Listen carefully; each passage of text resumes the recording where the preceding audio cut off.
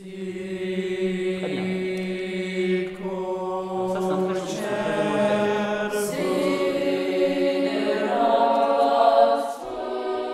Dans le département de l'Aisne, à une dizaine de kilomètres de Laon, l'IS Notre-Dame se trouve à la croisée de 4 chemins de randonnée.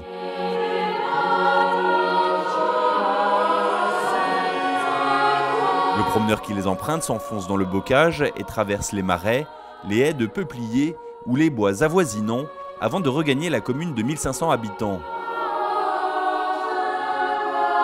C'est dans le cadre tranquille de cette campagne picarde que l'Académie musicale a ouvert ses portes en 2014.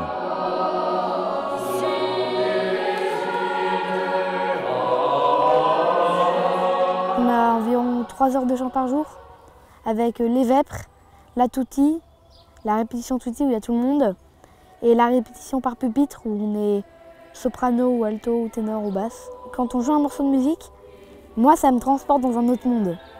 On ne pense plus à nos soucis, on joue notre morceau et ça c'est super.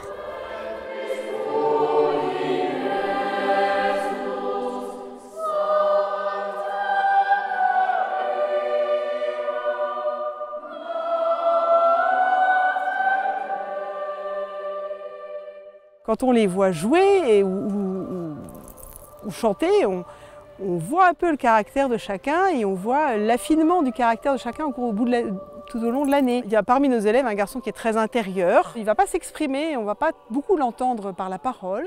Mais à partir du moment où il est à son piano ou à partir du moment où il est à l'orgue, puisqu'il commence l'orgue, il s'ouvre et son visage s'ouvre.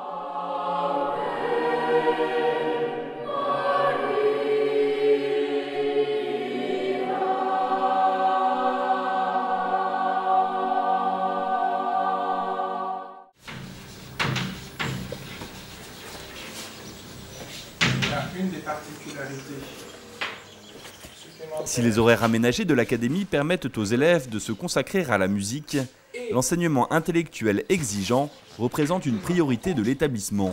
Qu'est-ce qui différencie la comédie au sens actuel, au sens moderne, la comédie du drame? Le programme de l'éducation nationale est suivi et approfondi. Les élèves étudient par classe de petits effectifs le matin pour un accompagnement personnalisé. Un préceptorat approfondi est également mis en place. L'enfant a un emploi du temps qui est très individualisé. Parce qu'on se retrouve avec des cours individuels pour le piano, pour la technique vocale. Beaucoup du travail est fait par l'enfant. Et l'adulte vient derrière apporter un contrôle et une assurance, une aide, parce qu'on est très disponible pour toutes les questions qu'il pourra avoir. Pourquoi s'aller faire saigner quand on n'a point de maladie? Il n'importe, la mode étant salutaire et... Non, reprenez, il n'importe. Il n'importe, la mode en est salutaire et comme on boit pour la soif à venir, il faut se faire aussi saigner pour la maladie à venir. De par la spécificité de l'école, d'être une école maîtrisienne, on a une nécessité à éduquer les enfants à une certaine autonomie et être capable de gérer et d'anticiper. Et c'est quelque chose qui est effectivement difficile à apprendre à un jeune, spécialement à un jeune garçon. La carotte un petit peu qu'on a dans cette école, c'est s'ils libèrent du temps, ce temps, ils peuvent le consacrer à la musique. Et chaque garçon qui est ici est absolument passionné de musique. On entend même les notes de piano retentir dans l'établissement lors des récréations. Malgré le vaste parc, les parties de foot qui s'offrent à eux, ou encore la salle de jeu, de nombreux élèves se ruent sur les pianos dès qu'ils le peuvent. Tout le monde fait du piano, tout le monde fait de la musique, donc ça motive de voir ceux qui sont plus doués pour avancer.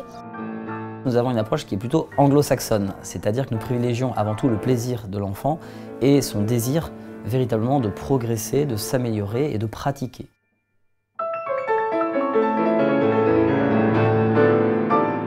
Des plus classiques aux plus modernes, des styles musicaux très variés sont pratiqués à l'académie. Nos élèves pratiquent le grégorien, apprennent la polyphonie classique, renaissance, baroque, mais travaillent également les instruments modernes comme la guitare électrique, la basse, la batterie et les styles comme le reggae ou la musique électro. Et tout cela va très bien ensemble.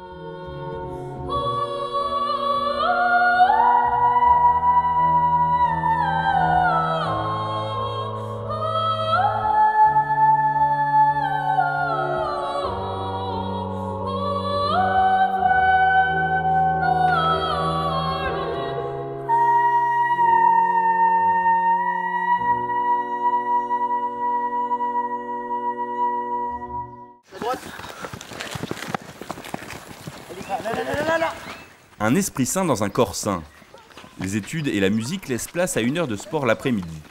On a la chance d'être en horaire aménagé et l'enfant dans son rythme biologique, il a besoin de faire du sport. L'emploi du temps est hyper serré, enfin est très millimétré. Et donc c'est important qu'ils aient un moment où vraiment ils puissent se défouler, s'exprimer et pour pouvoir être justement aptes après à chanter de manière détendue. Une attention particulière est donnée à la pratique de la charité, de l'esprit d'équipe et du fair play. On connaît un garçon ou un homme quand il est à table et quand il est sur un terrain de foot, c'est parce que c'est là où les passions se déchaînent. Et quand on est enfant, on n'a pas forcément le contrôle de ses passions. En dehors des heures de formation, le quotidien s'apparente à celui d'une famille. Professeurs, éducateurs et élèves partagent les mêmes repas, aux côtés des jeunes accueillis 1 semaine pour découvrir l'académie. Les garçons ont des responsabilités comme le ménage ou le service à table. À travers ces activités, l'académie porte une attention particulière au développement des qualités humaines. La discipline est toujours de mise, mais elle n'entame ni la bonne ambiance, ni les féroces appétits. C'est à la fois exigeant, je pense, et d'un côté de bienveillance. Les adultes, ils nous laissent très libres. Quand l'enfant se sent aimé, se sent en confiance, sent cette bienveillance sur lui, eh bien, il s'ouvre, il donne cette confiance, et c'est ce qui permet, dans un deuxième temps, d'être exigeant. On ne peut pas pratiquer la musique sérieusement sans discipline. Il faut une discipline de vie. Et cette discipline n'est pas une fin en soi. Cette discipline n'est qu'un moyen pour une finalité supérieure qui est celle de la production artistique.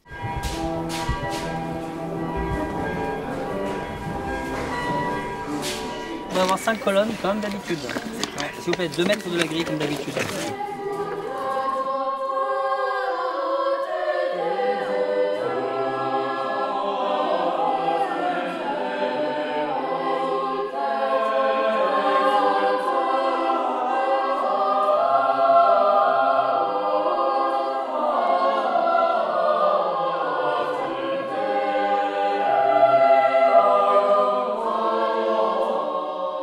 Les jeunes chanteurs mettent leur talent au service de l'église.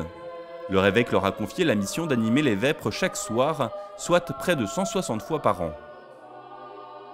La spiritualité de l'établissement est celle de Saint Jean Bosco. Elle est basée sur la joie, signe de la présence de l'Esprit Saint dans les âmes.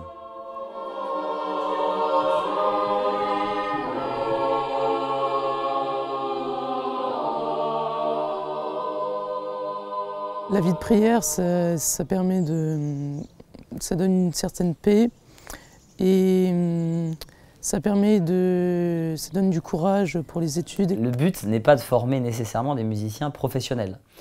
Certainement, quelques-uns parmi eux deviendront musiciens professionnels et surtout, je l'espère, des musiciens d'église. Aujourd'hui, nous avons un grand besoin d'avoir des organistes liturgiques, d'avoir des chefs de chœur pour nos paroisses qui permettent de contribuer à ce renouveau de la liturgie dont nous avons tant besoin.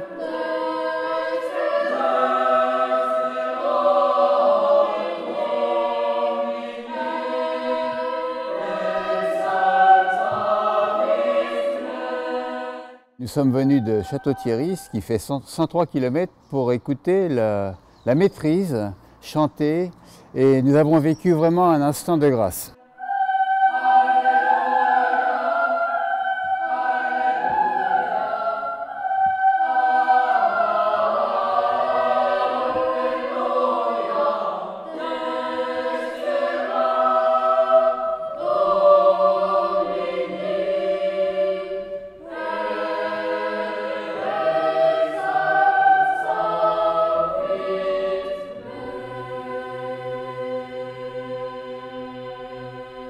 Ça perpétue quand même des traditions sur Liesse, puisque Liesse était un village, un grand lieu de pèlerinage, avec une forte implantation religieuse. Ils font tout pour s'intégrer. Par exemple, ils sont venus le 8 mai chanter la Marseillaise et le chant des partisans, c'est-à-dire que dès qu'ils peuvent s'intégrer dans la population, dès qu'ils peuvent rendre service, ils le font. Ils sont allés par exemple à la maison de retraite pour chanter. Alors les personnes étaient ravies évidemment. Tous les élèves sont internes et résident à Liesse au cours de la semaine dans les locaux de l'académie musicale. L'établissement est hors contrat et il est sous tutelle de l'enseignement catholique de l'Aisne. Avec le soutien de Monseigneur Hervé Giraud, ancien évêque des lieux, il s'est implanté dans un ancien Carmel. Vianney Châtillon a reçu une lettre de mission que je lui ai remis au nom de notre évêque. Pour pouvoir passer un contrat avec l'État, il faut au moins 5 années de fonctionnement. Donc aujourd'hui, on est dans cette phase de développement d'un projet. Ce que nous tenons absolument, c'est que l'intuition qui était celle des fondateurs de cette école soit conservée. C'est unique en France, des enfants qui vont chanter dans la basilique proche. Il y a un projet éducatif global. Vraiment la pédagogie, l'éducation, le chant musical, l'éducation spirituelle, tout ça est parfaitement lié. Les élèves quittent régulièrement l'IS Notre-Dame pour donner des concerts. Pour la première année de l'établissement, ils étaient 21 garçons à participer à l'aventure. Des effectifs doublés à la rentrée 2015 par l'ouverture de classes du CM1 à la seconde. À terme, l'établissement devrait accueillir des élèves jusqu'à la terminale.